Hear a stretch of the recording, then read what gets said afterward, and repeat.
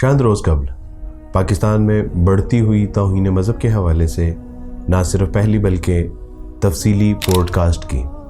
جس پر میرا خیال تھا کہ پاکستان کے کچھ بڑے اور جدید علماء کرام اس توہین کی روک تھام کے حوالے سے بات کریں گے۔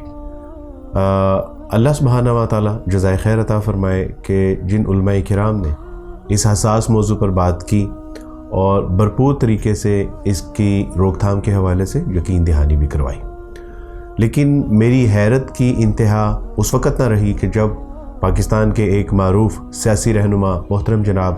علی محمد خان صاحب کی پوسٹ میری نظر سے گزری۔ ان کا کہنا تھا کہ حالیہ دنوں میں سوشل میڈیا پر حرمت رسول، شان رسالت صلی اللہ علیہ وسلم اور ختم نبوت اور قرآن مجید کی توہین کا قبیح و مکروہ سلسلہ بہت بڑھ گیا ہے۔ ان کا کہنا تھا کہ مقدس ہستیوں، صحابہ کرام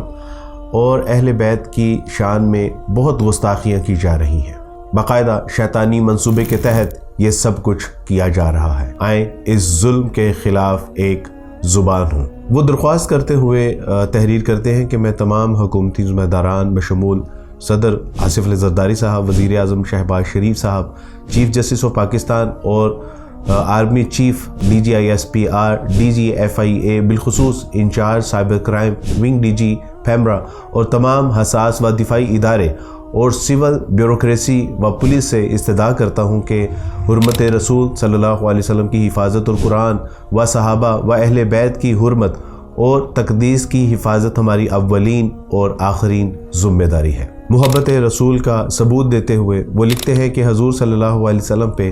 ہماری آل اولاد اور ہمارا سب کچھ قربان۔ وہ لکھتے ہیں کہ اگر ہم اپنے نبی صلی اللہ علیہ وسلم کی ختم نبوت حضرت محمد صلی اللہ علیہ وسلم کی حرمت کی حفاظت خدا نخواستہ نہ کر پائے تو پھر ہمارے ان عہدوں کا نہ کوئی فائدہ ہے اور نہ ہماری پیدائش کا کوئی مقصد۔ مرنے کے بعد حضور صلی اللہ علیہ وسلم کا سامنا کیسے کریں گے؟ محترم جناب علی محمد خان صاحب فرماتے ہیں کہ میرا پرزور مطالبہ ہے کہ ان سوشل میڈیا کے اکاؤنٹس اور سائٹس کو فی الفور بلاک کیا جائے اور توہین کرنے والے کے خلاف سخت سے سخت مثالی کریک ڈاؤن و کارروائی کی جائے اور ان کو نشان عبرت بنایا جائے تاکہ رہتی دنیا کے لیے مثال بنے۔ محترم جناب علی محمد خان اپنی تحریر میں لکھتے ہیں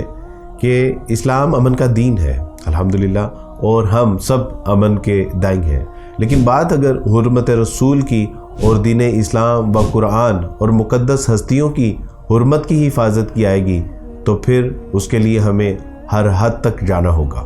گئے بھی ہیں اور انشاءاللہ ہم جائیں گے بھی۔ یقین جانیے کہ یہ علی محمد خان صاحب کی غیرت ایمانی اور جرت ایمانی کا ثبوت ہے، جسے دیکھ کر میں دنگ تھا۔ اگر میرے بس میں ہوتا تو میں اپنی چمڑی کے جوتے بنا کے علی محمد خان کے قدموں میں پہنا دیتا۔ اور یقین کیجئے کہ یہ ساری عزتیں، یہ رفتیں، یہ مقام و مرتبے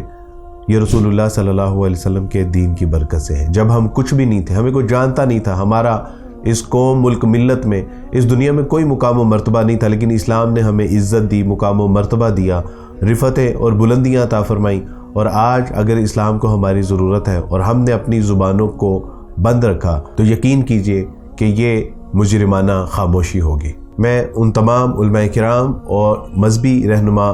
اور دیگر شعبہ ہے زندگی سے تعلق رکھنے والے ان تمام لوگوں کا تہہ دل سے مشکور ہوں کہ جنہوں نے رسول اللہ صلی اللہ علیہ وسلم کی ناموس کے حوالے سے اپنا جذبہ ایمانی اور غیرت ایمانی کا اظہار کرتے ہوئے نہ صرف یہ کہ اپنے تمام سیاسی اختلافات کو ایک طرف رکھتے ہوئے تمام مکاتبہ فکر نے اپنے مذہبی اختلافات ایک طرف رکھتے ہوئے رسول اللہ صلی اللہ علیہ وسلم کی ناموس کے حوالے سے آواز بلند کی ہے۔ قید اداد رحمہ اللہ کا ایک بہت معروف قول ہے، انہوں نے کہا تھا کہ اسلام will be win with or without you but without Islam you will be lost and lose۔ خلیفہ وقت نے امام مالک رحمہ اللہ سے پوچھا کہ اگر رسول اللہ صلی اللہ علیہ وسلم کی شان اقدس میں گستاخی ہو رہی ہو تو امت کو کیا کرنا چاہیے؟ تو امام رحمہ اللہ نے فرمایا کہ امت کو چاہیے کہ وہ اس کا بدلہ لے اور اس کی روک تھام کے حوالے سے وہ اپنا بھرپور کردار ادا کرے۔ خلیفہ نے پوچھا کہ اگر وہ ایسا نہ کر سکے تو پھر امام صاحب نے ایک تاریخی جملہ فرمایا تھا، اور وہ یہ ہے کہ پھر امت مسلمہ کو چاہیے کہ وہ مر جائے، کیونکہ پھر اس کو جینے کا کوئی حق نہیں ہے۔